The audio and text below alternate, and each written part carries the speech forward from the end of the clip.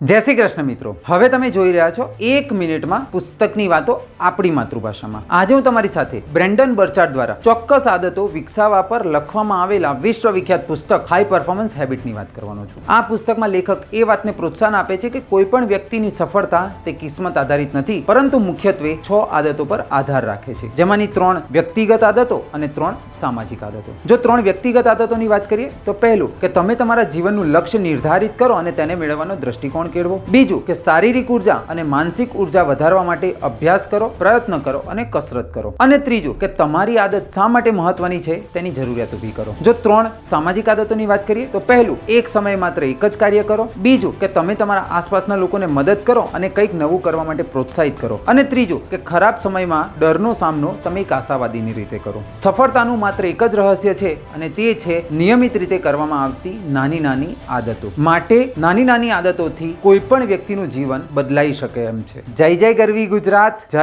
Hind.